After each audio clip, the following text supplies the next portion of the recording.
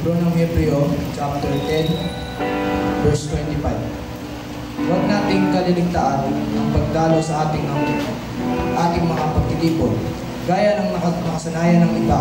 Sa halip, palakasin natin ang loob ng isa't isa, lalo na ngayong nakikita natin malapit na ang araw ng Panginoon. Purihin ang salita ng Diyos.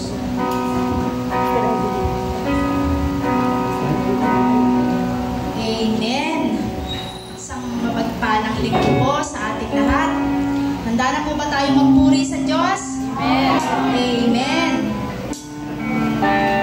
Umagang ito, sambahin po natin siya sa Espiritu at sa katotohanan. Ang ating isip, ang ating puso, sa Kanya po natin ituon. Sa Kanya lang po natin ilan. Dahil siya po ay Diyos, mapagpala, mapagtugon sa lahat ng ating mga dalangin. Tayo po'y sabay-sabay ng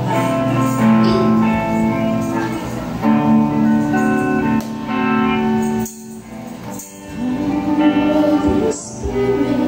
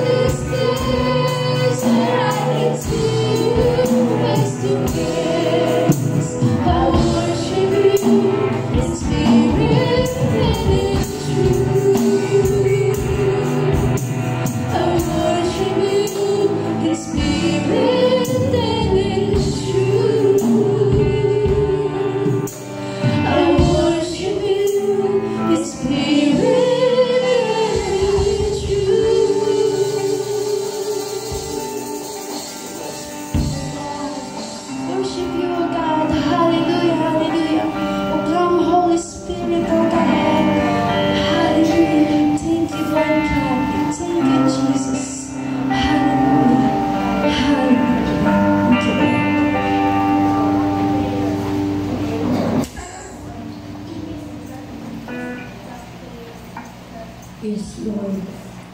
Hallelujah, Lord God. Hallelujah, Jesus. Lord, we will continue to praise you, Lord, in spirit and in truth, oh God. No matter what situation, our hearts, Lord, our physical body, our mind has right now, oh God. We will continue, oh God, to raise your name on high, Lord. We thank you, oh God, because we know the God we know and accept, Lord, sa aming buhay, Panginoon, yung Panginoon, Lord, na in-accept namin sa aming buhay, Lord, is the great I am, oh God. Lord, salamat po, Panginoon. Lord, sa oras na ito, oh God, kami nagpapakumbaba, Panginoon. Humihingi po, oh God, nalinisin niyo po ang bawat isa, oh God, mula ulo hanggang paa, Panginoon. Upang sa aming pag-aawitan, O God, upang sa aming pakikinig, Panginoon, upang sa araw na ito, O God, mula umpisa ng service na ito hanggang matapos, O God, maging karapat-dapat ang bawat isa, O God, sa inyong harapan, Panginoon. Lord God, tinatalian namin, Panginoon, ang anumang gawa ng kaaway, O God, sa lugar na ito, Panginoon. Hindi siya mananaig, O God. We give, yes, Lord, hallelujah. Hindi siya mananaig, Panginoon. Alam namin, O God, na hindi kami karapat-dapat sa harapan ninyo, Panginoon. Ngunit marami pong salamat, Lord.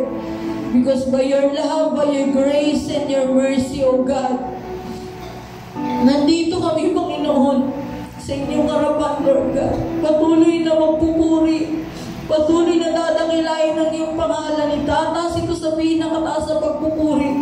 Patuloy kaming mananampalataya, Panginoon, ng ginagawa niyo sa aming buhay, Panginoon. Maganda man ito o hindi, O God, ito'y ikakabuti namin, Panginoon. Marami pong salamat, O God, sa kagalingan, Lord, ng mga may sakit. Maraming salamat, Panginoon, sa katalinuhan at sa mga karunungan, O God, kung kami nagkakaroon, Panginoon, ng pagkakataon na kami nagkukulang, Lord, sa karunungan. Maraming salamat sa pangunawa, Panginoon, na patuloy niyo sa aming binibigay. Dahil alam namin, Panginoon, ang aming isip ay limitado lamang, Panginoon, ang maaabot. Ngunit sa biyaya mo, O God, kami matututong mag-isip, O God, at umunawa, Lord, ng malalim, Panginoon. Lord God, marami pong salamat, Panginoon. Lord, thank you. Thank you, Jesus. Thank you, Lord, for the blood that shed on the cross, O God. Dahil dun sa pagkakataon na yun, Panginoon, alam namin, O God, na kami pinili niyo, Panginoon. Kaya marami pong salamat, Panginoon. Lord God, we also pray, O God, to fill this place, Lord, with your Holy Spirit, O God, with thousands of angels, Lord, giving glory to your name, O God, lifting your name on high, Lord God, at lahat ng tao sa lugar na ito, Panginoon, sabay-sabay kaming magpupuri sa iyo, O God, dahil dapat na lang pupurihan, Panginoon. Salamat po, O God. Salamat, Jesus. Salamat po, Lord God. You are truly a great God, the great I am of our lives, Lord, the great provider, the great healer, O God, the way maker, the promise keeper, the light, Lord. Ikaw ang nagbibigay ng kaliwanagan kung kami may pagkakataon, O God, na kami nasa kadiliman, Panginoon. Ikaw ang tanging magbibigay ng liwanag, at ang liwanag na yun ang tanging aming susundan upang kami ay hindi mapahamak, Panginoon. Lord God, sa oras na ito, dinideklara namin ang katagumpayan, Lord God, ng gawain na ito, Panginoon, mula umpisa hanggang dulo, O God. Hindi kami lalabas sa lugar na ito, Panginoon, na wala kaming bagong kalakasan, Panginoon. At Lord, mananatili kaming nakatayo, O God, sa kabila ng mga pagsubok sa aming buhay. Mananatili kami, Panginoon, na may pasasalamat sa aming mga lawi. Dahil alam namin, O God, ang iyong pangako, hindi kami iiwan, hindi pababayaan, Panginoon. Marami mong salamat, O God. At Lord, dalangin ko rin po, Panginoon, na sa lahat ng tatayo sa pulpitong ito, Panginoon, itago niyo po ang bawat isa, Lord God, sa inyong likuran. At tanging presensya at kapangyarihan niyo lamang ang mamumutawi sa lugar na ito, Panginoon. Lord, lalo na po, Panginoon, i-anoint niyo po, O God, ang bibigay at maghahayag ng iyong salita, ang aming pastor, Panginoon. Lord God, we pray, O God, na lahat ng lalabas sa kanyang mga labi ay salitang nagmumula sa iyo, Panginoon. At lahat ng salitang iyon, Panginoon, ay titimo sa aming puso at isipan at magkakaroon ng rema sa aming buhay. At Lord, tulungan niyo kami na isa pamuhay namin ito at ibuka din po namin ang aming mga bibig upang ipahayag ang iyong salita. Maraming pong salamat, O God. We give glory, O God, to your name, and we praise you, Lord God. In Jesus' mighty name, we thank you and we pray. Amen. Amen. Tayo po'y patuloy na sumamba sa ating Panginoon. Dahil siya ang ating Diyos na buhay na marapat sambahin, marapat na pasalamatan, higit sa lahat marapat na itaas sa ating buhay. Amen. Patuloy po tayong mawin.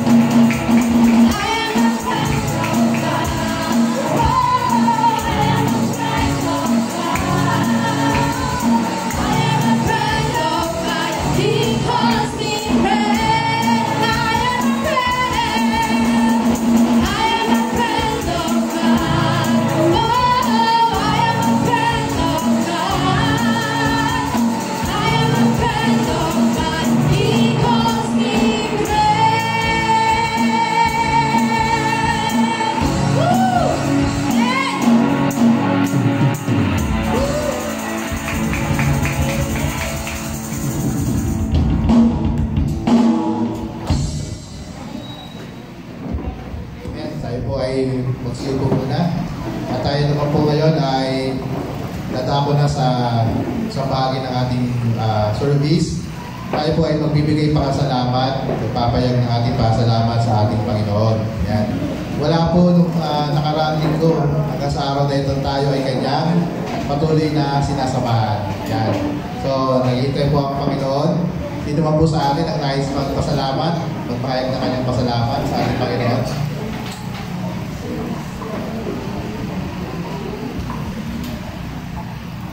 Meron po bang nais na mag-share? Patotoo? Si Sister yon. Ito po. Sister natin. Yan. God is good!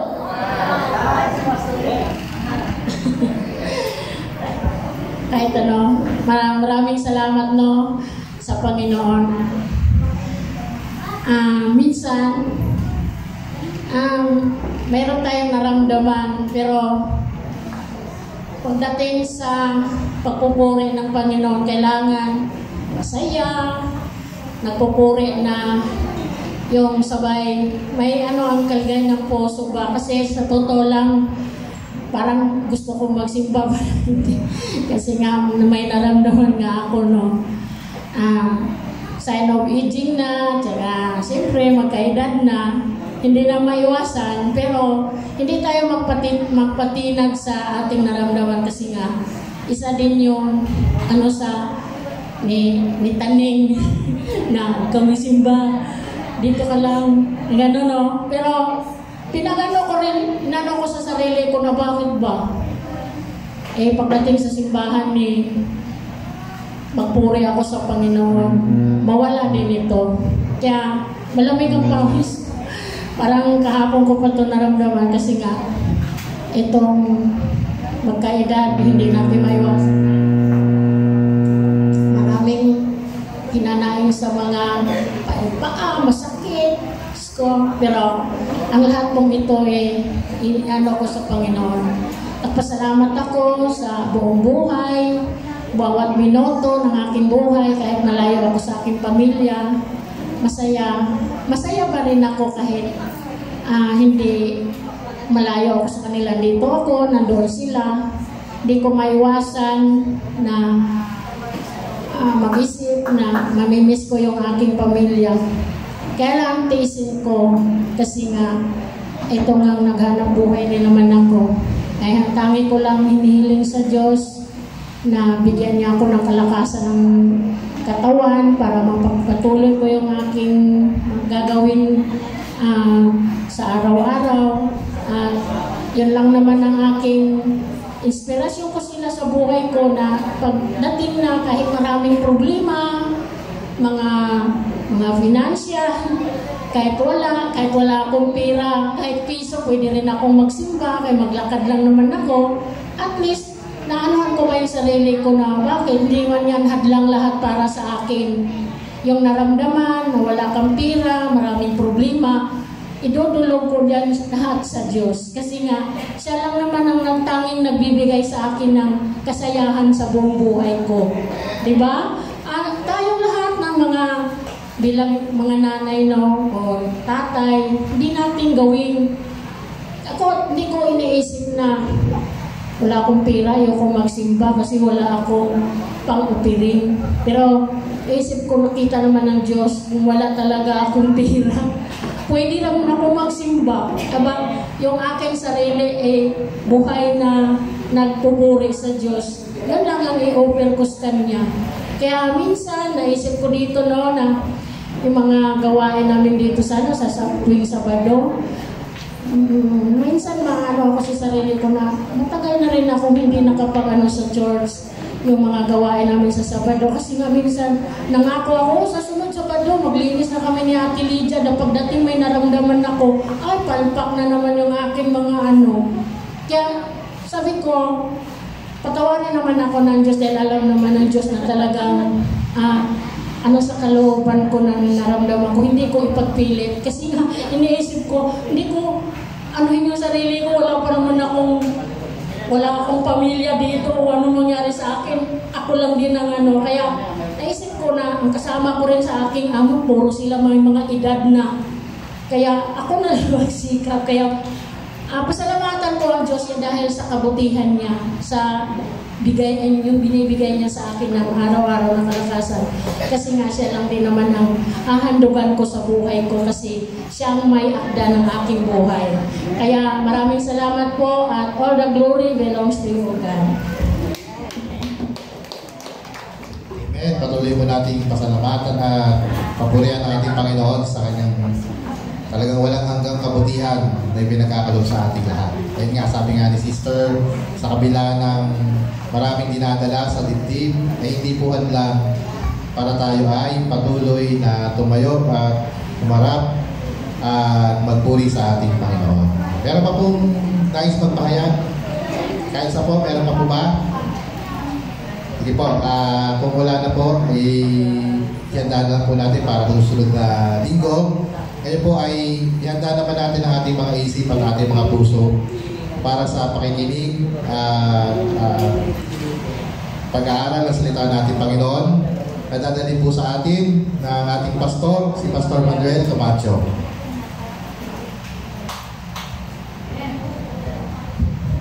Amen. God is good. And all the time, God is good. Tunay nga po ang Diyos ay mabuti. No? Yung nag-iisipan ko kung si Pastor Arthur dapat ngayon na mag-preach kasi ako po inimbitahan doon sa main church na mag-preach at may pagmimitingan daw kami nila Pastor Boyet doon. Pero sabi ko maaga naman tayo nagsisimula tapos sila alas 10 naman doon. So okay lang. So ako na talaga ang para hindi na magulo yung schedule ng pag-preach. Yeah.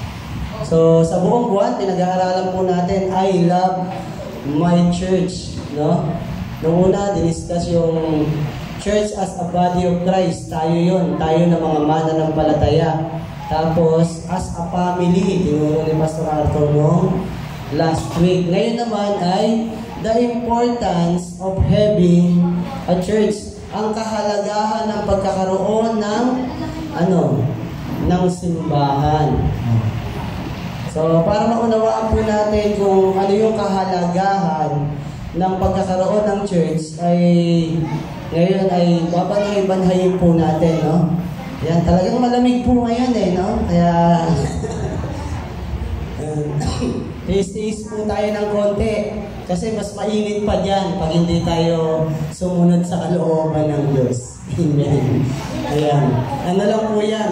Paalaala lang yan ng pupuntahan natin pag nagkamali tayo ng mga ginagawa dito sa ating mundong ginagalawan. Ayan. Okay lang po yung init na yan. Galing naman tayo sa malamig na tag-ulan. At paparating na naman yung tag-ulan. Okay, so tignan po natin gaano ba kahalaga ang magkaroon ng isang simbahan o ng panambahan. Diba? O, in-identify natin, dati tinanong ko sa inyo, anong pinagkaiba ng simba at samba? Natatandaan niyo ba yon? Ano ba pinagkaiba nun? Sabi nung iba, sasamba kami. Sabi nung iba, magsisimba kami. No? Nakakuha ba natin ibig sabihin nun? Pag in-English mo, mas madali mong maiintindihan. Pag sinabing simba, going to church. No? Simba. Pero pag samba, praising the Lord. No? So, hindi siya parehas. Kaya kasi simba, kasi magpupuri ka sa Panginoon. So, malinaw po yun, So, huwag na natin sabihin na parehas, hindi magkaparehas yun. Englishin mo lang, magkakaiba na ang meaning. No? Tsaka salita, simba, samba. No? Magkaiba talaga po yun. 2 Chronicles chapter 7 verse 14 tsaka Hebrews 10:25. Diyan po iikot ang ating pagbubulay-bulayan sa araw na ito. Sabi niyan, let us not neglect meeting together as one have made a habit, but let us encourage one another and all the more as you see the day approaching. O, yamang nabasa ang salita ng Diyos, tayo dumako sa maikling pananalangin.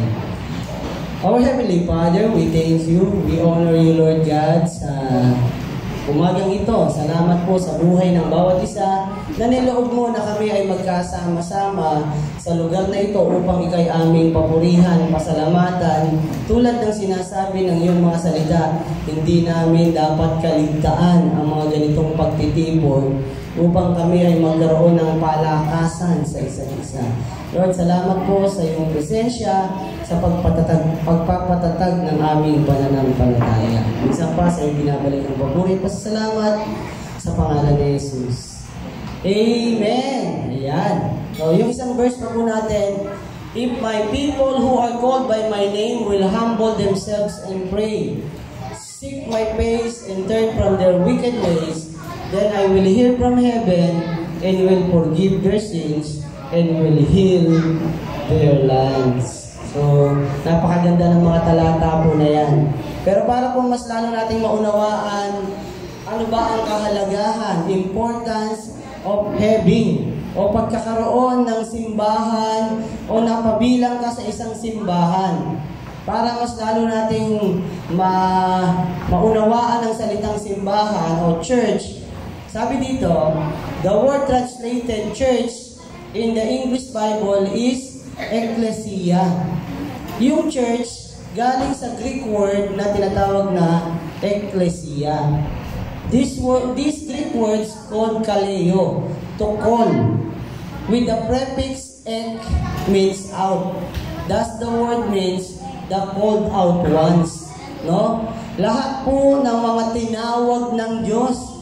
Ang sabi doon sa baba, yung Isaiah chapter 1 verse 18, hali kayo, magpaliwanagan tayo. Gaano man karumi ang iyong kasalanan, kayo'y papuputiin ko na parang isang niebe o yelo. No? Tayo ay papuputiin ng Diyos. Gaano ka man karumi. No? Yun ay kung tumugon ka sa panawagan. No? Sino dito yung nabasa yung salita na yun? O, humingi tayo ng tawad, lumapit tayo sa Panginoon at gagawin kanyang anak niya. O, sino yung sumuko sa Lord? Sino yung nagpalinis sa Panginoon at sabi niya susunod siya sa Panginoon? Taas ang kamay! Ay, hindi pa talaga makasunod kasi nakagano, nahihiya pa. Hindi ko pa talaga kaya sundin si Lord. No? Dapat one point in our lives, magdesisyon ka, sabihin mo sa Lord, Lord, andito na ako, susunod na po ako sa iyo. No? Kung sasabihin natin na kapag matino ka na, saka ka lang susunod, kailan pa mangyayari yun? No? So, habang tayo ay pumupunta sa gawain ng Panginoon, unti-unti po tayong binabago ng Diyos. Amen? Sabi mo sa katabi mo, unti-unti kang babaguhin ni Lord. No? Yung mga hindi tamang ginagawa mo, dapat makita mo sa sarili mo, ay may nababago na pala. No? Yung mga maling ginagawa natin, babaguhin na tayo ng Panginoon. Ipabago na natin yung mga hindi natin kayang baguhin. No? The called out ones. O, sabi sa English word, yung church does not come from ecclesia, but from the word kuriakon, which means dedicated to the Lord. Ayun pala. So, nagkakaroon ng iba't ibang meaning, no? Pero the same lang yan, dedicated to the Lord, o yung mga tinawag para ano? Para ilaan ang buhay para sa Panginoon, no? Para sumunod sa kalooban ng Diyos. Tingnan natin kung totoo yung salita na yan. Saan ba nagpasimula yung tinawag na mga mananampalataya? Tingnan natin. Ayan. Kilala niyo po ba si Abram? O, si Abram ay pinalitan ang pangalan nung tinawag siya ng Panginoon. Hindi pa Abraham ang pangalan niya dati. Abram. No? Siya ay nagpapastol, tapos tinawag siya ng Panginoon. So, pagkatawag sa kanya, sabi niya, iwan mo ang bayan ng iyong mga magulang at pumunta ka sa bayan na ituturo ko sa iyo.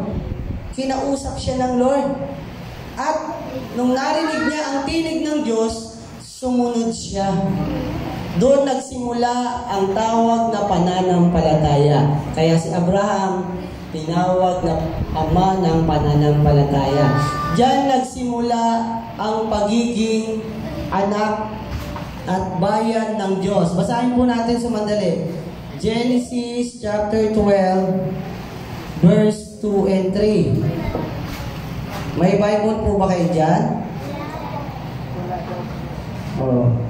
Sabi po, Genesis chapter 12, verse 2 and 3. Maganda po yan para malaman natin bakit tinatawag na bayan ko. Kailan ba tayo naging bayan ng Diyos? Sabi dito, sa verse 2 and 3. Ayan. Simulan na natin sa verse 1. Sabi dito, sinabi ni Yahweh kay Abram, lisanin mo ang iyong bayan, ang tahanan ng iyong ama at mga kamag-anak at pumunta ka sa bayang ituturo ko sa iyo. Pararamihin ko ang iyong mga anak at ako at gagawin ko sila isang malaking bansa. I will make you a great nation. Gagawin kitang isang malaking bansa. Pagpapalain kita at gagawin kong dakila ang iyong pangalan, ikaw ang magiging pagpapala sa marami. At sa iyo'y magpapala ay aking pagpapalain. At ang sa iyo'y sumumpa ay aking susumpain. Sa pamamagitan mo, lahat ng mga bansa sa daigdig ay aking pagpapalain. I will make you a great nation. So tayo ay simula kay Abraham, siya ay nagdesisyon na sumunod sa Diyos. Lahat ng magiging anak niya at susunod sa kanya ay magiging malaking pamilya at bayan ng Diyos. Sino po yung sumusunod sa Panginoon? Sino yung sumampalataya sa Panginoon? Napabilang ka sa bayan niya. Kabilang ka sa lipi ni Abraham. Para mas lalong malinaw. So, lahat tayo ay naging mananampalataya nung narinig natin ang tinig ng Diyos, nabasa natin, tayo ay tumugon sa panawagan. Tayo ay sumampalataya. At ang lahat ng mga sumampalataya, katulad niyan, yung anak niya si Isaac, tapos si Isaac nagkaroon ng anak na dalawa. Si Jacob, tsaka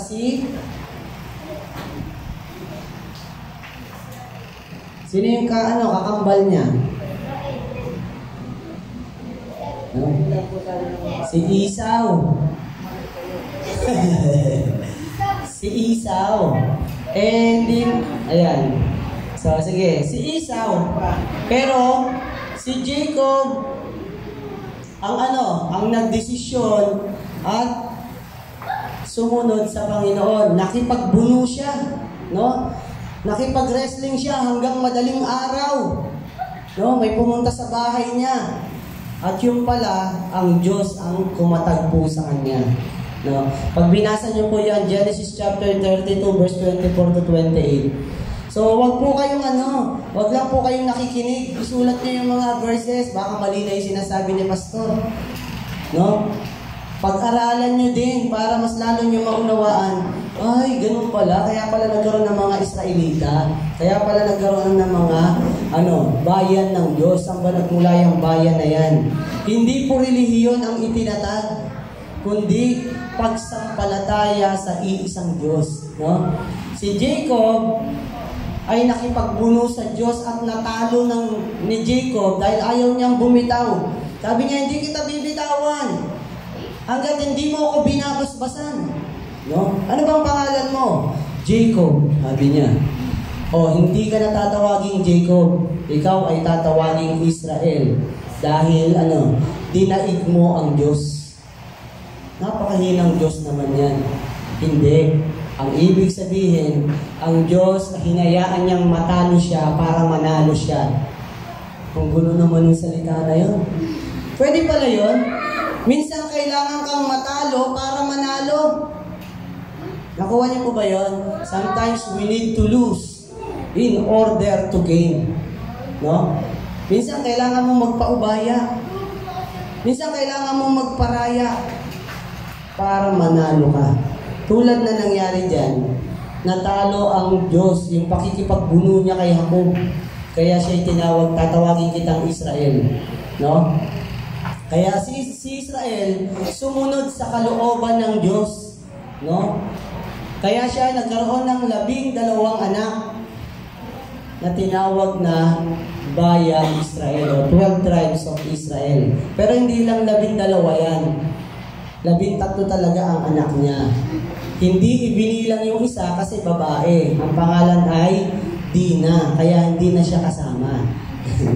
Puro lalaki lang kasi ang binibilang dati. Okay? So, tinawag ng Israel. 12 tribes, naging 12 lipi, no? At isa doon sa mga anak niya ay si Joseph. Kung natatandaan niyo yung kwentong Joseph the Dreamer. Yan. Pinagpala ng Diyos, nakakuha ng pabor sa Parao, no? Nadala niya yung kanyang buong bayan, sambahayan, pati magulang niya, nadala niya sa Ehipto. Kasi siya yung pinakitaan ng panaginip ng Panginoon nag-interpret ng panaginip ng Parao. Nasusundan niyo po ba ako? Yan po yung pinanggalingan ng mga sinatawag na bayan ng Diyos, no? Israel. So, doon sa Israel na yun, may isa doon sa 12 ang pangalan na Joseph. Pinagpala ng Diyos ang bayan ng Ehipto dahil sa pag-interpret ng panaginip na ipinakita ng Diyos kay Joseph. At dahil doon, naging second in command siya sa Pharaoh, naging gobernador siya ang namahala. Kasi sabi nga doon, magkakaroon ng 7 taong sagana at 7 taong taggutom. Pag hindi napaghandaan, ay mababaliwala yung 7 taong sagana. Kaya nakapaghanda sila, nag-impok sila na nag-impok. At dahil doon, pinatawag ni Pharaoh, dinala niya lahat ng kanyang mga kapatid. Kaya lahat ng yung 12 tribes na yun, nanahan sa Ehipto. Ang problema, nung namatay na yung Parao at namatay na rin si Joseph, naiwan ang lipi ng mga Israelita. Yung 12 magkakapatid, nagkaanak, dumami na sila. Yung bagong pinuno ng Ehipto, ang sabi, baka alipinin tayo nito dahil marami na sila. Kaya ang ginawa, sila yung mga Israelita, sila yung ginawang alipin ng mga Egyptians. Kaya nahirapan yung mga Israelita hanggang sila ay umiyak sa Panginoon. No? Doon sa pagtawag nila sa Panginoon, tinugon sila ng Diyos. Inilabas nila ni Moises. No? At paglabas nila kay Moises, paglabas ni Moises sa kanila, may utos ang Panginoon. At ito yung kahalagahan ng pagiging simbahan. No? Exodus chapter 3, dito magsisimula yung importance of having a church. Bakit ba inalaw ng Lord na magkaroon ng ganitong pagtitipon? Nagkaroon ng pagsasama-sama. Ano ba ang ibig sabihin niya dyan? Sabi po dito sa verse 10, kaya't papupuntahin kita sa Parao upang ilabas mo sa Ehipto ang aking bayang Israel. Ang aking bayan, inaangkin niya. Bakit? Dahil mula yan sa lahi ni Abraham, ni Isaac at ni Jacob. Lahat ng mga sumunod sa kanya, mga sumampalataya sa kanya, ay naging bayan. Bayang pinili ng Diyos. At ano nangyari? Sabi niya sa verse 11, sumagot si Moises, sino po ako para humarap sa Paraon at ilabas ang bayang Israel mula sa Ehipto? Ito, sabi niya dyan, ito na. Iisa-isahin po natin yung sagot ng Panginoon. Sa Exodus chapter 3 verse 12, ano ang mga kahalagahan ng pagkakaroon ng church? Ito, unang-una, huwag kang mag-alala. Kapag ikaw kabilang sa simbahan, kapag ikaw ay kabilang sa mga mananampalataya, sinasabi ng Diyos sa iyo, napakahalaga, huwag kang mag-alala. Sino po dito yung masyadong nag-aalala sa kakainin niya araw-araw? Sino nag-aalala sa pambayad ng kuryente sa kasatubig? Sino nag-aalala ng pampaaral niya sa estudyante niya? Ang sabi ng Lord sa'yo, ikaw ay mananampalataya, anak kita, kabilang kasabayan ko, huwag ka mag-alala. Sabi mo sa katabi mo, baka nakakalimutan niya. Meron kang Diyos, huwag ka mag-alala. Amen? Nasa church ka, ikaw mismo yung pinaghaharian, pinamamahalaan ng Diyos. Diba? Tayo yung templo no? Sinasabi ng Lord sa bayan niya, huwag kang mag-alala. Pangalawa, kala mo iniwan ka na, ang sabi ng Lord, hindi kita pababayaan. Amen? Saan nga pong malakas na palakpak sa Lord? Bakit ba tayo masyadong trouble? Meron kang makapangyarihang Diyos. Yun ang maganda na nasa church ka. Yun ang maganda na merong Diyos ka. Ito yung sinasabi ng Lord. Yan ang tunay na church kasi ang Diyos ang naghahari sa kanila. No? Hindi kita pababayaan at ito ang magiging katibayan na ako ang nagsugo sa iyo. Ang tanong, ang Lord ba talaga ang sinusunod mo? Siya ba talaga ang nagsugo sa iyo? Siya ba talaga yung tumawag sa iyo? Dapat malinaw yun. No? Kaya ka nagsisimba kasi tinawag ka ng Lord. Kailangan sumamba ka sa akin. Ano yung sabi niya? Sa bundok din ito, sasambahin niyo ako. No? Yun ang maganda kapag nasa church ka, napupulpil mo ang kalooban ng Diyos, ang pagsamba, ang sambahin ng Diyos na buhay dahil yun ang gusto niya. Napapapurihan siya ng kanyang bayan. Amen? Napapapurihan po ba natin ang Diyos? Kasi yun ang gusto niya O kung pupunta ka dito, tapos makikipagkwentuhan ka lang, walang gamit. Kung pupunta ka dito, magsiselfon ka lang, bakit pumunta pa? No? Cellphone, kahit maghapon magdamag ka sa bahay, nagsiselfon ka na nga Pagdating ba dito, magsiselfon ka ba? Kaya ka nagpunta dito, ang sabi diyan, para sambahin niyo ako. No? Kaya nga church tayo No? Para papurihan ng Diyos. Pangalawa, hindi lang dito sa simbahan. Dahil ikaw yung simbahan, dapat lahat ng ginagawa mo, nagbibigay papuri sa Diyos. Naglalaba ka, naglilinis ka ng bahay, nag-aalaga ka ng bata, napapapurihan mo ang Diyos. May mga magulang ngayon, nakaraan, nakapag-usap-usap kami ni Sister Luz, yan. Nag-aalaga siya ng apo. Sabi ko, bakit hindi nyo na lang hindi nyo na lang paalaga? Ay, naku, pastor. Diba? Ang daming balita.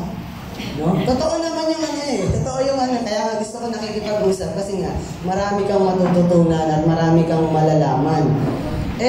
Ipauubaya mo ba yung anak mo, yung apo mo sa hindi mo kaano-ano? Magulat ka, binabalibag na yung apo mo. Sinasampal-sampal. No? Talagang totoo naman yon. Bakit? Kasi nga, wala silang pahalaga. Wala silang takot sa Diyos. Eto, sabi dito, sa bundok din ito, sasambahin niyo ako. So, ibig sabihin, hindi yung pagsamba, pag kumakanta ka lang dito sa church. Ang tunay na pagpupuri at pagsamba sa Diyos, sa lahat ng ginagawa mo, napapapurihan mo ang Diyos. Ano yung sabi sa aklat ng whether you eat or drink, do it for the glory of God. Ano man ang ginagawa mo, umiinom ka, kumakain ka, dapat napapapurihan mo ang ating Diyos.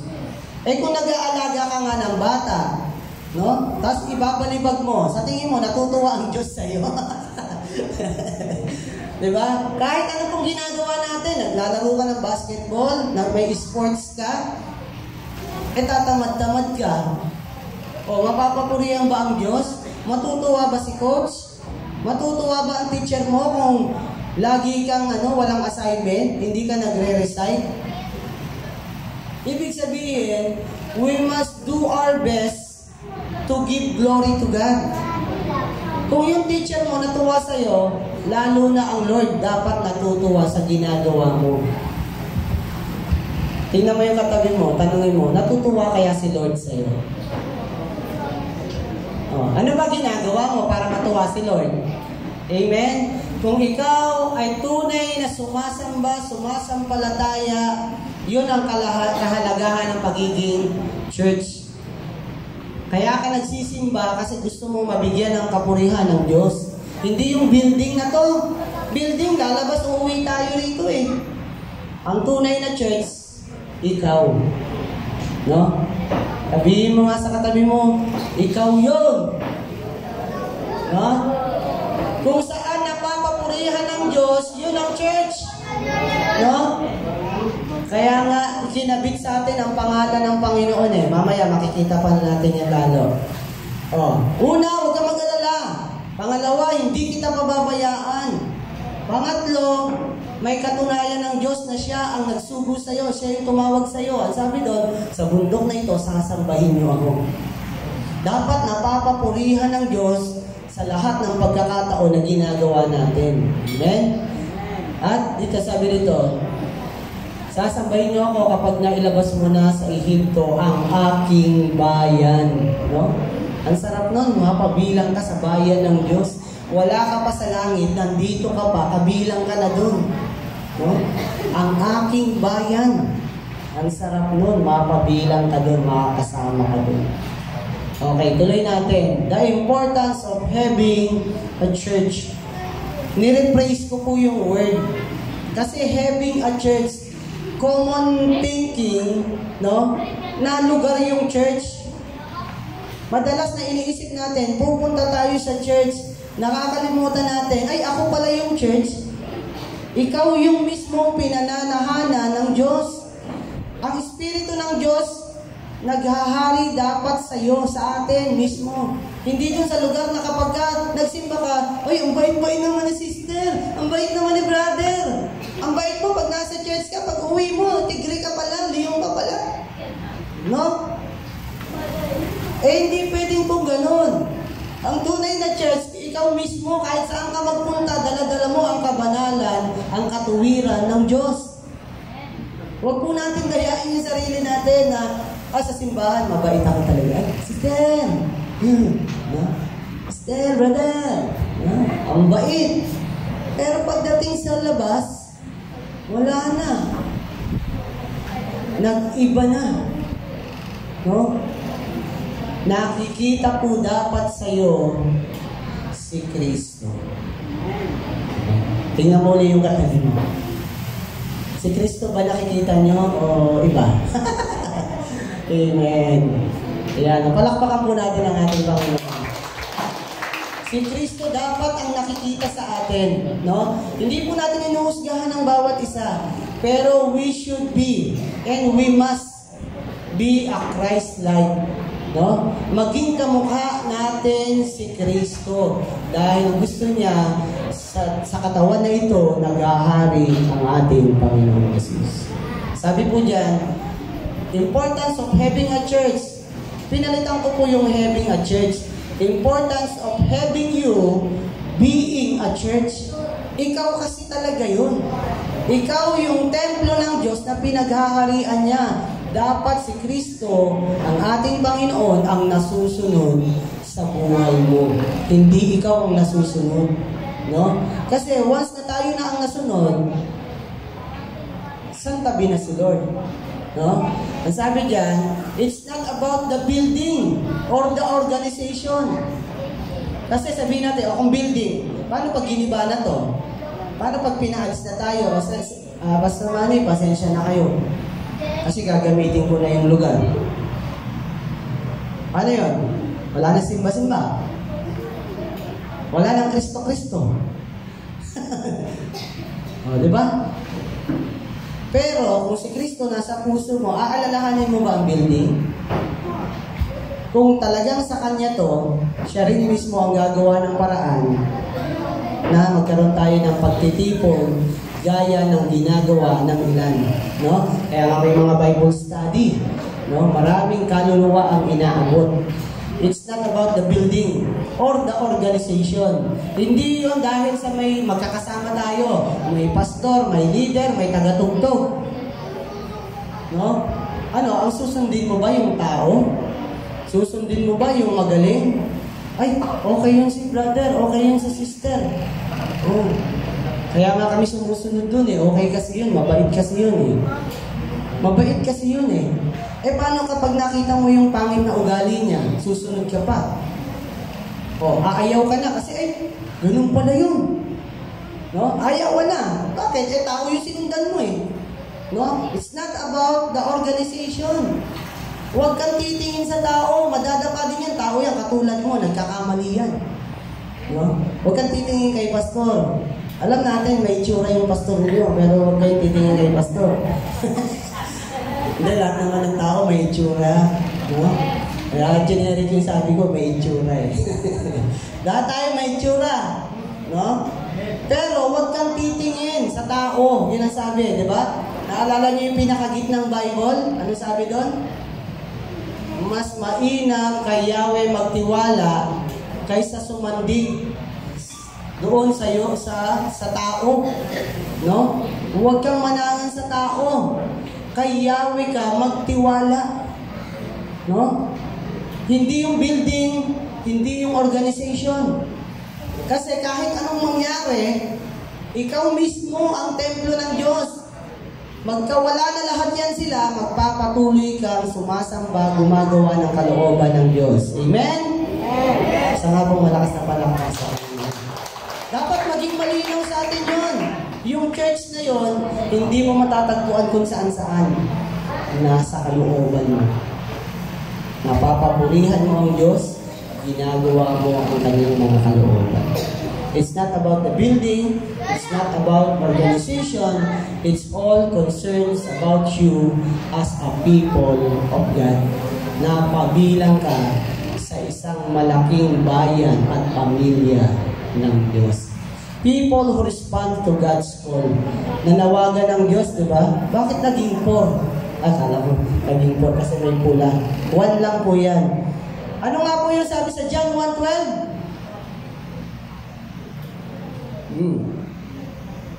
Ang sino mang tumanggap at nanalig sa Kanya, sa Panginoong Hesus, ay binigyan ng karapatang maging anak ng Diyos. Sino mga naging anak ng Diyos? Taas ang kamay.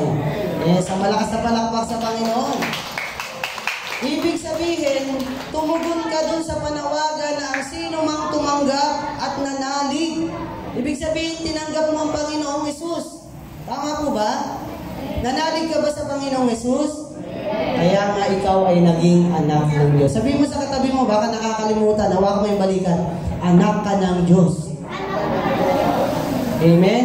Kaya dapat ang ginagawa natin ay ang mga gawain na kalooban ng Diyos at pagiging anak niya. No? Maganda to yung pinag-uusapan yung church kasi hindi yung pinupuntahan mong lugar, kundi ikaw mismo na anak niya.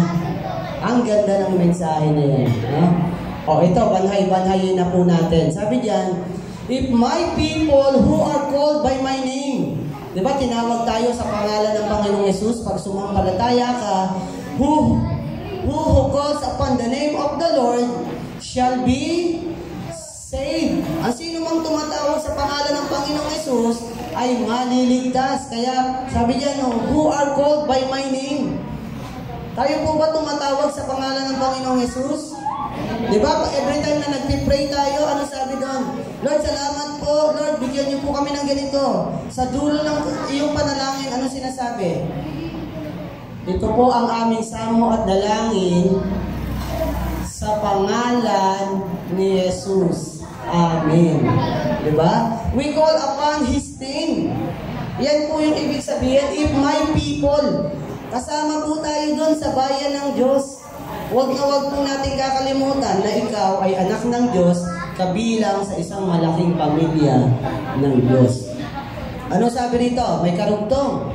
Kasi, nung nandun sila sa Ehipto, no, inilabas sila sa bayan. Kasi ginawa na silang alipin. Yan, so ginawa silang alipin. No? At, nung tumawag sila sa Panginoong Hesus, no, pinakinggan sila. Hirap na po kami dito, mahabag po kayo sa amin. Yung assembly, yung mga Israelita. Ang sabi dito, who are called by my name will humble themselves. kailangan nating magpakumbaba. No? Bayang pinili ka ng Diyos eh. Nasa iyo ang pabor. Nasa iyo ang pagpapala ng Diyos. Nasa iyo ang pag-iingat. Pangako niya kanina, hindi kita iiwan. Hindi kita pababayaan. Huwag kang mag-alala. No? Yan yung mga sinasabi ng Panginoon. Ang problema, iba yung nararanasan doon sa ipinangako. Lord, sabi mo hindi mo kami iiwan. Sabi mo hindi mo kami bababayaan. Bakit kami ginagawang alipin?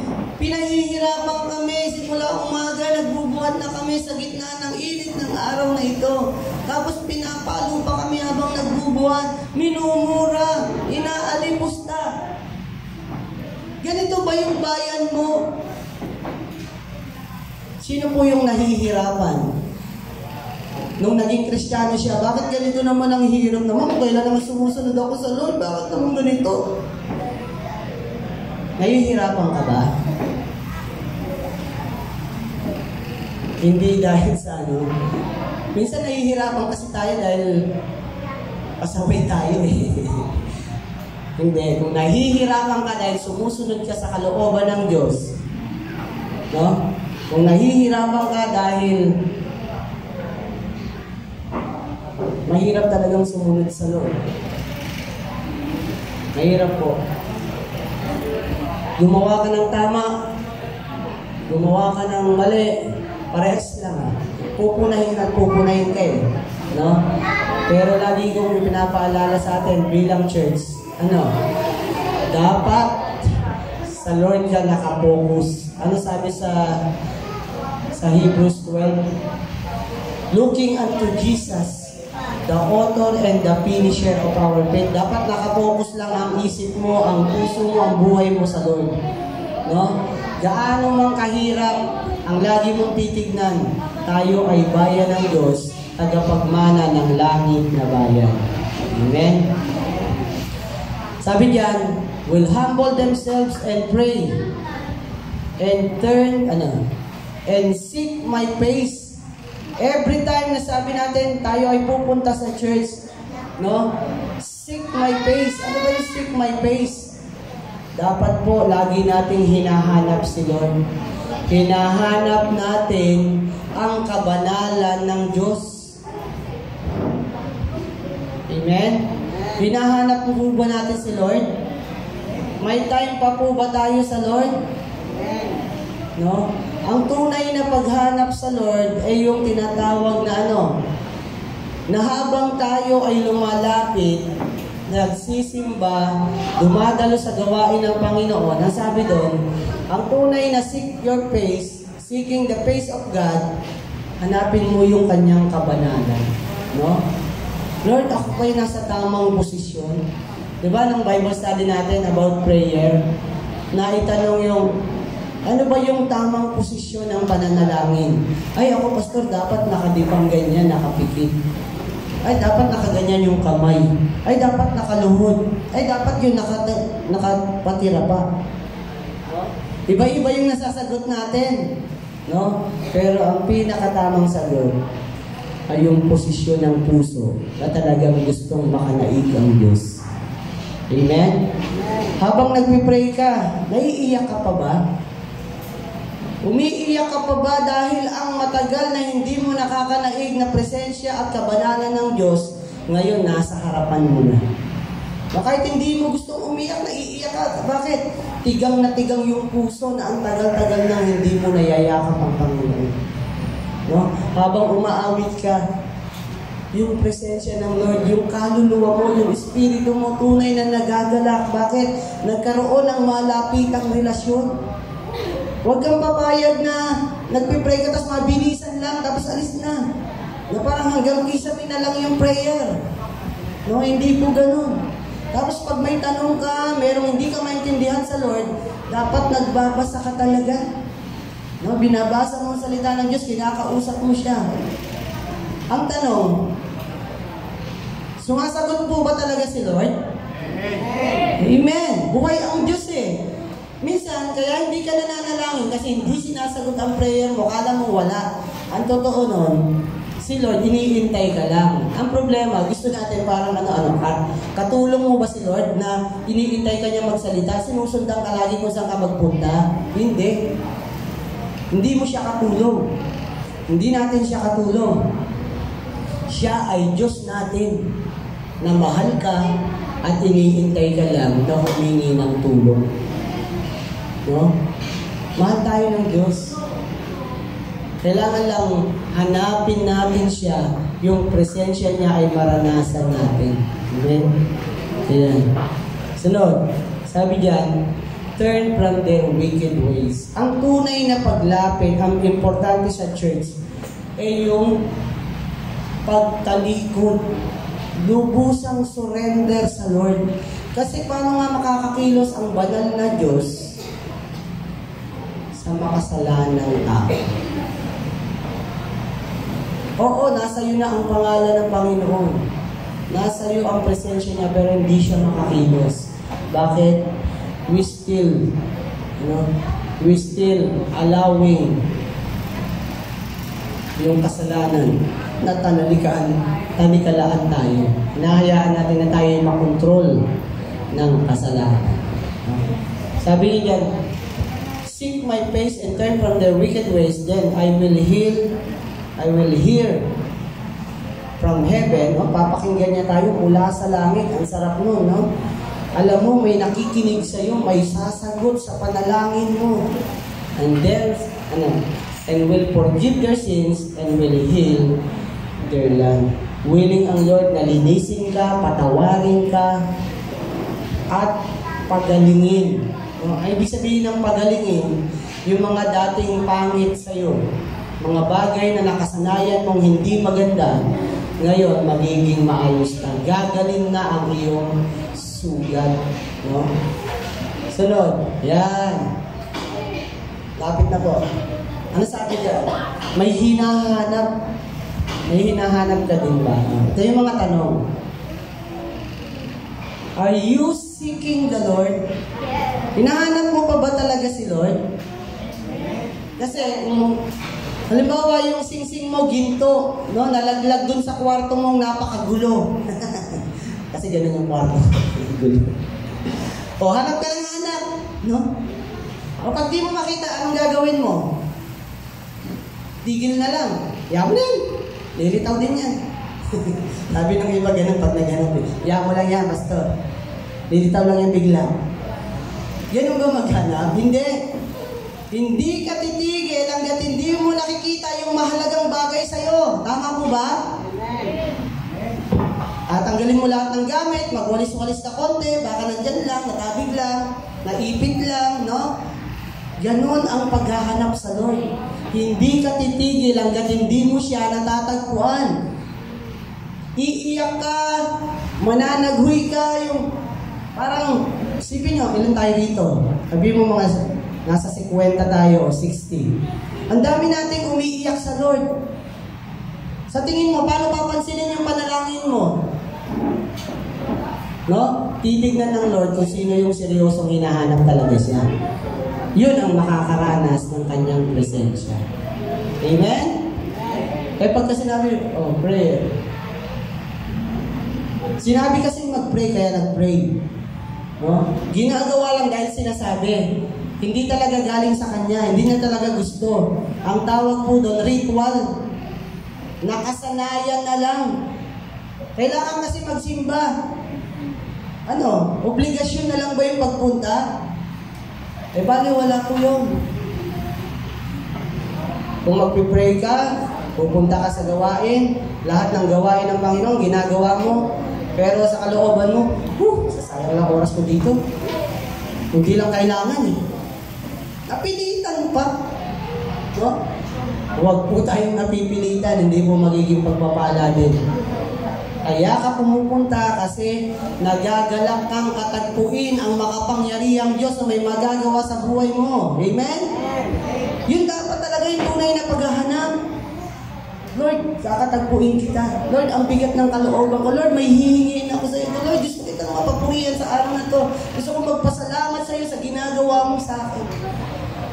Ganun po yung paghahanap. Hindi yung Kailangan lang kasing gawin. Anak po tayo ng Diyos. Kabilang tayo sa pamilya niya. Kaya dapat tama po ang motibo ng puso. Nakikita tayo ng Lord, hindi natin may tatago yun sa akin. The position of the heart is very important. Are you busy? Yeah, no? Ganda ng tanong. Busy ka ba? Sino po yung hindi busy dito? Kahit nga bata, busy, no? Papasok, liligo, makikipaglaro, no? Busy lahat eh. Pagdating sa tatanungin, sama ka ba sa Bible study? Busy ako. Busy ako. May gagawin ako. Huwag na muna. Uy, simba tayo sa linggo. Di muna, may lakad ako. May pupuntahan ako. Are you busy enough? No? Gaano ka ka-busy para ang Panginoong Diyos, ang tatay mo sa langit ay isang tabi mo. Huwag ka muna, Lord. Mas mahalaga to eh. Amen? Gaano kahalaga ang linggo sa atin? Na para sabihin mo sa Lord, nakikipag-date tayo eh, no? Alam niyo ba na kapag linggo pumupunta tayo dito, nakikipag-date tayo sa Lord? Sino na po yung nakipag-date dito? Yung karanasan ng nakipag-date? Excited ba kayo makipag-date? Excited ba? Masarap ba sa pakiramdam pagka-date mo yung mahal mo? Magastos. Ginagastosan mo eh, di ba? Nag-e-effort ka, ibig sabihin gumagastos ka, hindi lang financial, effort. Iisipin mo ano kaya yung makakapagpasaya sa kanya. No? Nag-iisip pa ba tayo? Nag-e-effort pa ba tayo?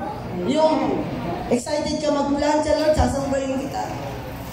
Lord, salamat kasi buhay pa ako, may lakas pa ako para gawin ang mga bagay na ito. Yung iba wala na. No? Are you busy enough? Halimbawa, may ka-date ka, hindi ka sinipot. Anong pakiramdam? Masaya. Wala daw gastos. Anong pakiramdam? Naghanda ka, nag-effort ka pagdating doon sa meeting place? Wala. Anong maramdaman mo? Madi-disappoint ka. Diba? Malulungkot ka. Ganun na ganun ang nararamdaman ni Lord every Sunday na wala ka dyan sa upuan. Ang sabi dun sa salita niya, do not grieve the Holy Spirit. Hindi mo napapansin, hindi ka ate ng Bible study. Check. Hindi ka ate ng prayer meeting. Check. Hindi ka ate pag Sunday. Check. Kala mo malapit pa kayo, may relasyon pa kayo, long distance na, napakalayo mo na sa Lord. No? Bakit? Kasi yung panahon na dapat nakikipagnaig ka, meron bang magsyota, mag-asawa, hindi nag-uusap? Meron. Yung patay na, yun. Tama yun. Kasi, paano ka pang nakakausapin? Wala ka na eh. No? Pero, hindi tama na walang communication.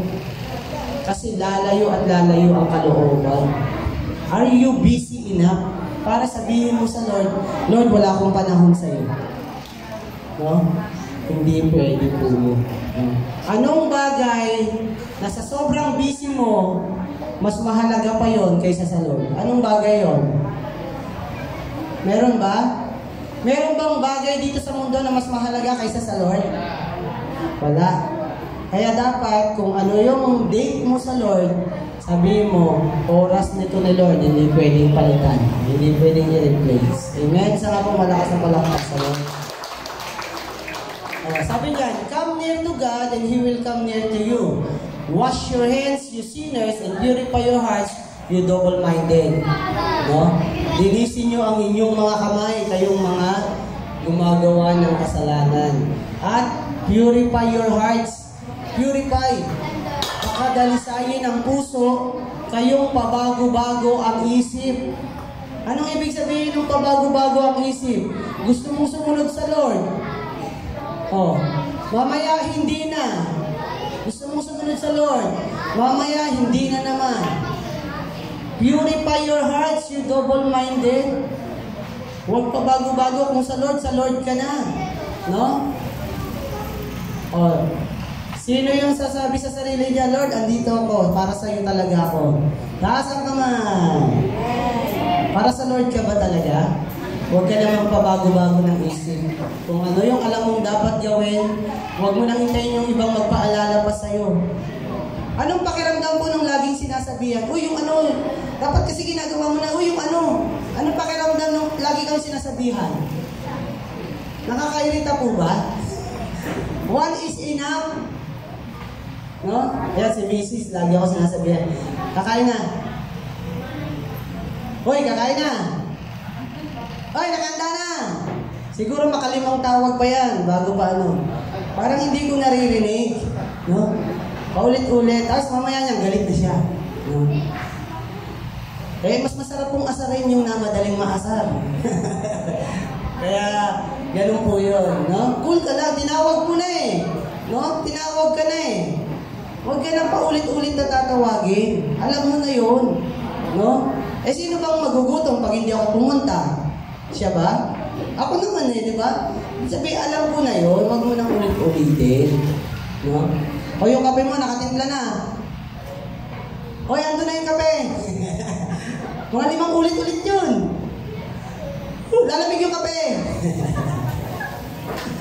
Kailangan ba ulit-ulitin? Kaya nga hindi ako lumalapit kasi mainit pa yung kape. Hindi ko na mainom agad eh.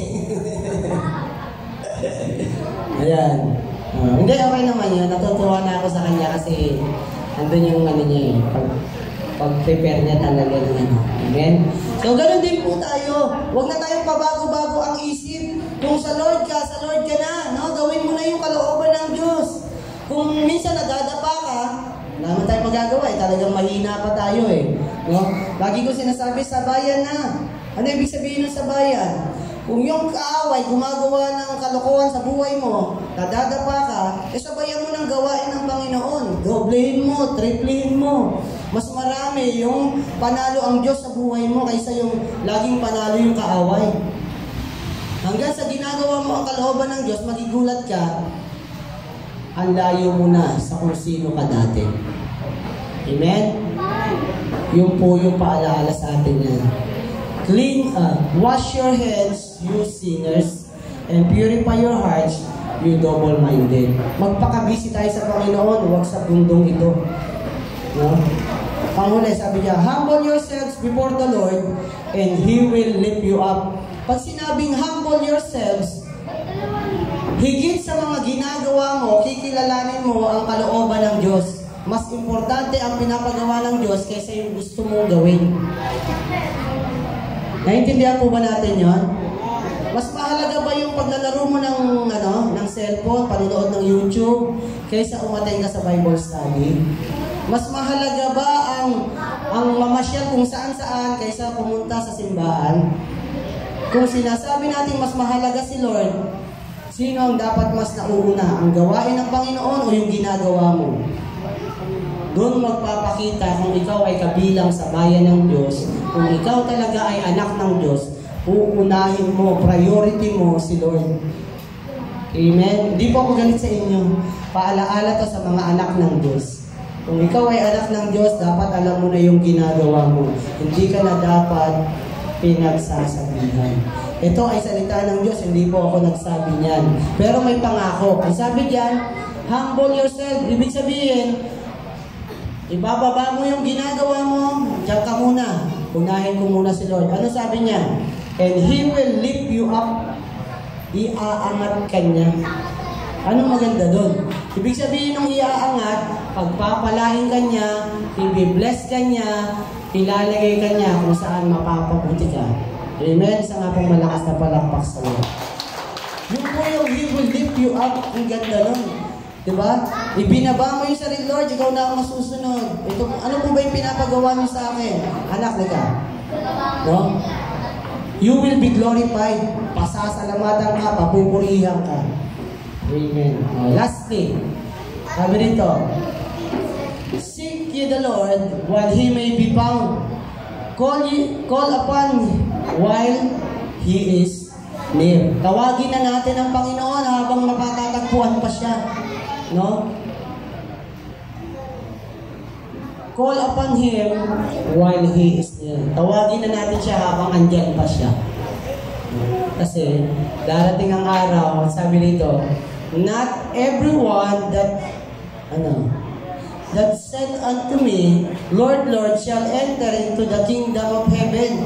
Hindi lahat ng tumatawag sa akin, Panginoon, Panginoon, ay makakapasok sa langit. Ang sabi diyan, but he that doeth the will of my Father, which is in heaven.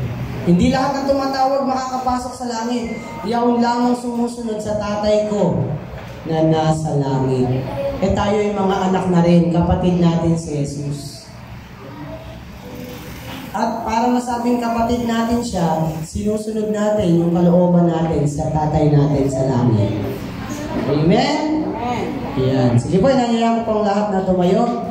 Nawa ay naintindihan natin ang pagkakaroon ng church. Ang tunay na church ay ikaw. Dapat yung kabanalan ng Diyos, yung kalooban ng Diyos, ang siyang nakikita at ginagawa natin. Amen? So, sige po, tayo po ay manalangin. Hallelujah. Hallelujah. Our Heavenly Father, we thank you. We honor you, Lord God. Salamat po sa mga katotohanan ng aming napag-aralan. Salamat po sa kabutihan at sa katotohanan na pinahayag mo, Lord God, na tunay sa simbahan na yan. Na walang iba kundi kami. Manahan ka. We humble before you, Lord God. As we come before you, Lord God, with humility, patawad po sa aming mga pagkukulang. Patawad po, Panginoon, kung kami mismo ang nasusunod sa buhay namin. Lord, when we decide na maging anak mo, salamat po sa pagpaalaala, Panginoon, na dapat ikaw ang aming priority. Sa lahat ng aming pinagkakaabalahan, Lord, yan, higit na ikaw, Panginoon, ang aming dapat na unahin, Panginoon. Patawad po sa aming mga pagkukulang. Lord, masumpungan namin ang iyong kabanalan. We will continue to seek you, Lord. Hahanapin ka namin hanggang sa ikaw ay aming masumpungan. Lord, hindi po kami papayag na mapalayo kami sa iyo, Panginoon. Turuan niyo po kami na lumakad at makasunod sa kalooban mo, Panginoon. Salamat po sa mga paalaalang ito, Lord God, na ang pagiging church, ang kahalagahan ng pagiging church mo, Panginoon. Maghahari ang kabanalan, maghahari ang pagpupuri, maghahari ang mga mabubuting gawa na kalooban mo sa aming mga buhay. Tuloy, maghari ka, mataas ka sa aming mga buhay. Kung kami sa magdalangin, sa pangalan ng Ama at ng Anak at ng Espiritu Santo. Amen! Amen. Praise you, Lord.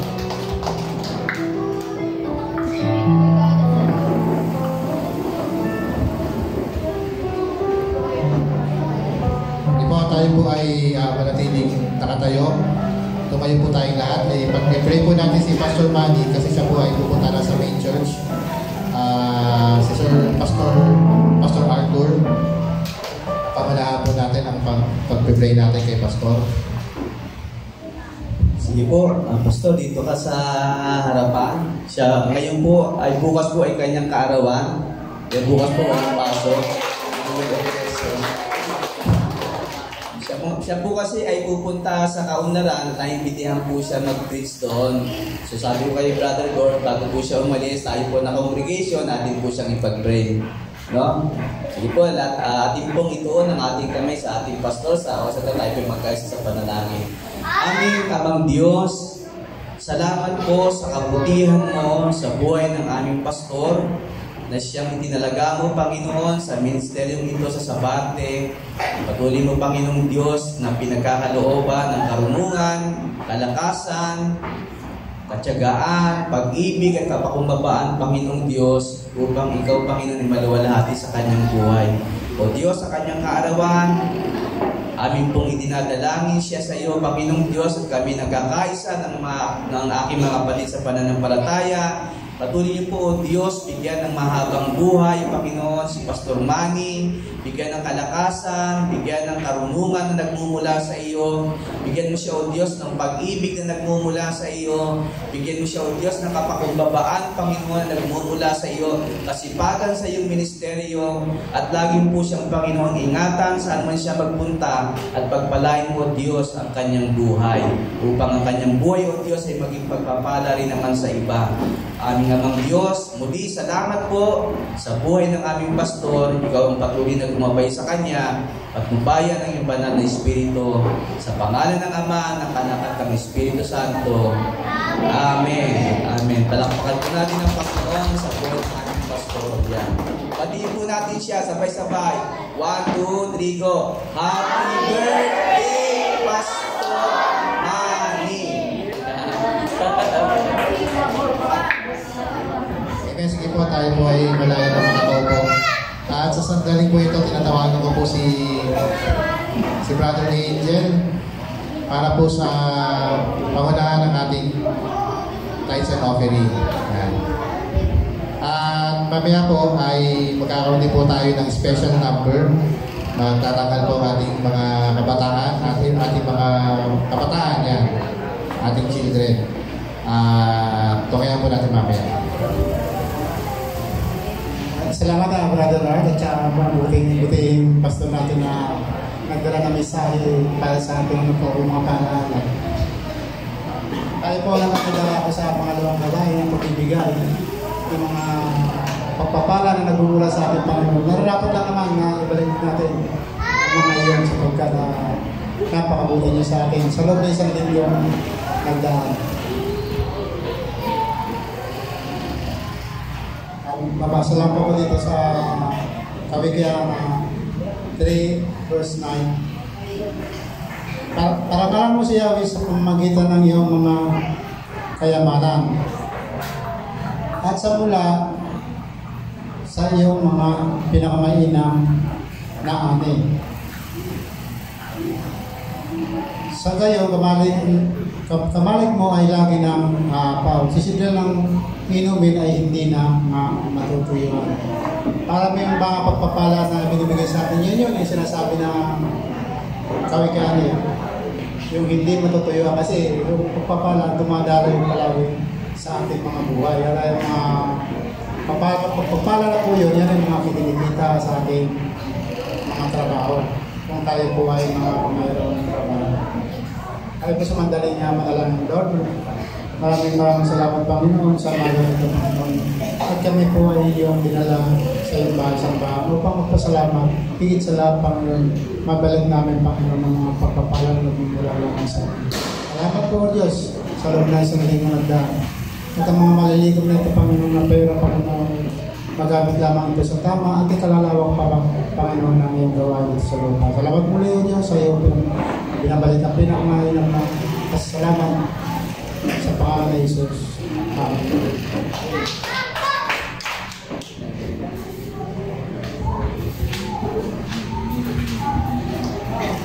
Yan, at tinatawagan po yung ating mga anak. Yan. Hindi na kayo dito. Gusto nyo, isa-isayin ko pangalan ng mga to? Yan, sinatawagan si Luisa, si Ronaldin, si Griswell, si Inton, at saka marami pang iba. Formation na tayo, formation. Dito yung girls. Girls, ano yung Griswell dito? Asa na yung taga, ayan, sa Junji. O, pag girls dito, lalaki dyan.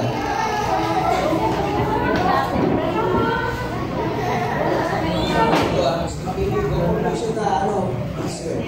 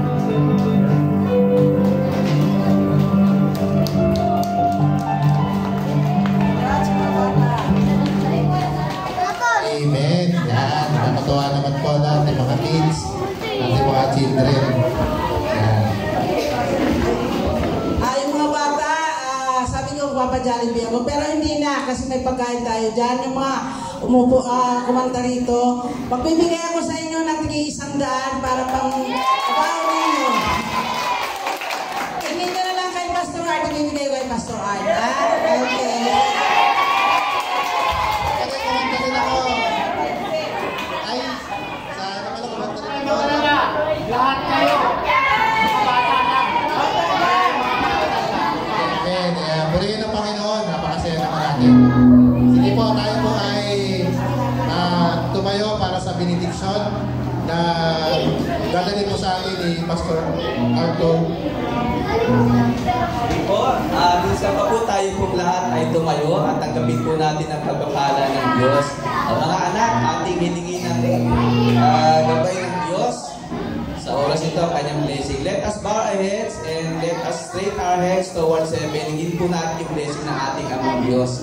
Hallelujah, aming Amang Diyos. Tubos kami nagpapasalamat sa araw na ito sapagkat napuri ka namin, nasamba ka namin sa Espiritu at katotohanan. Kaya naman po aming Amang Diyos, igawad niyo po sa amin ang pagpapala mula sa iyo. Gabayan niyo po kami, Panginoong Diyos, sa loob ng isang linggong ito. Maranasan namin ang iyong pagpapala, maranasan namin ang iyong kapangyarihan at ang patnubay ng iyong banal na Espiritu sa pangalan ng Ama, ng Anak at ng Espiritu Santo. Amen. Amen. Amen.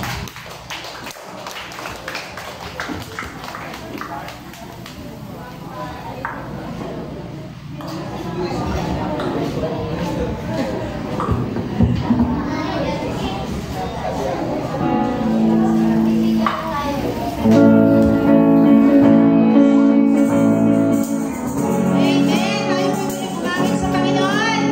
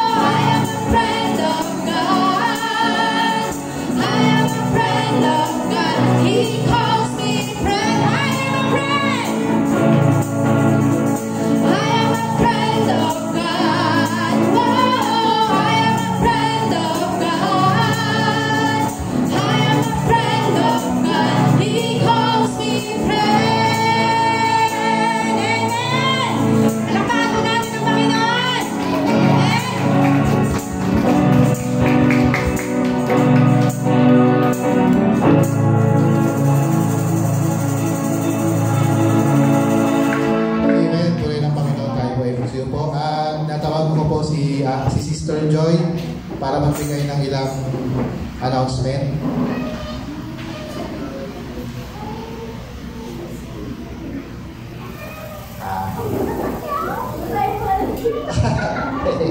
Teka, nasa si Sister Joy eh. Nasa tawag dito.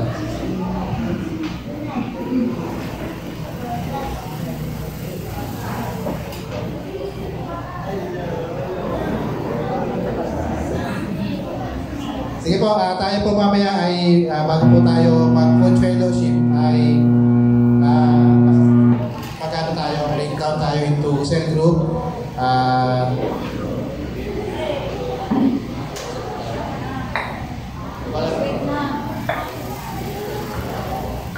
Sige po, ganito na lang po muna. Since nawala po si Pastor Manny, sa next na lang po tayo din magkaroon ng cell group. No? Para kasi magkulang din po tayo sa pag-handle. Yan po, nakita nyo, yung mga bata na yan, di po ba? Mga kapatid, ganito lang yan eh. Yan sila po, pag inalagaan natin, sila po yung next generation na papalit sa atin. Amin po ba? Ako po, ay magtutulungan po tayo na sila ay ma-encourage nila, no? Someday sila po rin po ang tutugtog dito, aawit, di po ba? So, para ang iglesia ng Panginoon ay magpatuloy, di po ba? At yan po, yung mga mother nyo, yung mga magulang ng mga yan, di po ba? No? Matadala rin sa Panginoon dahil sa kanila, no? So, yan po. Yan, habang yan, ipag-pray po natin yung ating pagsasaluhang pagkain.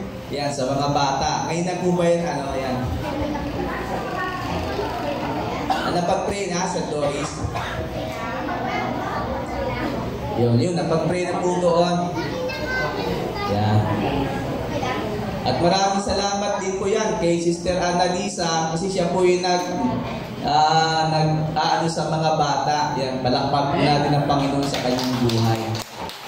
At sa Congress naman po, yan yung mag-asawang si Sister Evelyn at si Brother Angel. No, sila po yung mga bata naman na yan na dinadala po nila rito yun. Hindi ko alam kung ilan yan. Brother Angel, ano ba? 10? 12 pa. 12 agad yan ha. Yan. Palakpakan din naman po natin ang buhay ni Sister Brenda. Yan po ay masugid din na patuloy din po na sumusuporta sa ministry, no, sa children's. Salamat po sa kabutihan ng Panginoon sa buhay ng bawat isa. So, yan.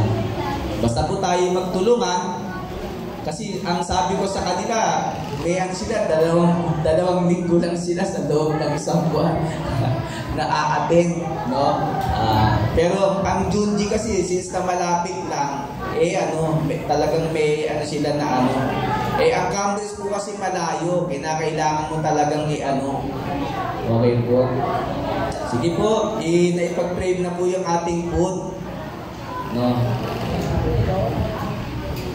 O yung announcement po natin, meron po tayong nagaganap na Wednesday Church. Yan po ay online, no? Nandun po yung pag-aaral ng salita ng Diyos na ginaganap sa tuwing Webes po, alas 8 ng gabi. Online po yun na Bible study po. Na naghahandle po nun si Pastor Boyer and Pastor Elvin. Ibinibigay po nila yung link, no, sa Jesus Navigator City Congregation. No, doon po makikita ninyo para po kayo makapag-join. Okay po. Tapos yung mga Bible study natin ay sa kasalukuyan po si Pastor Manny na ang nag-handle sa Junji. Kila Sister Rebecca, Brother Jerry, kila Sister Daisy sa Tornado, sa kanyang family, at kila Sister Joy. Kasi 3 po yun na nagpapalit-palitan every Wednesday po. Yung po ay 5 o'clock ng hapon, no? At doon din po sa Bulacan, meron din pong Bible study ron sa tahanan nila Brother Gord and Sister Doris. Anong oras po yun, Brad? Alas 5. Ayan, Brother Gord. Tuwing Thursday po, 6:30 sa May Kawayan, Bulacan. Pag Friday naman po, kay Brother Jesse at Sister Daisy sa John G, 6 p.m. At siyempre po Saturday sa Campres na 9 a.m. Yan. Ang prayer meeting po, dito po sa ating simbahan, every Wednesday, 7 to 9 p.m. naman po yan. Sige po, tayo po ay magkita-kita muli sa darating na linggo.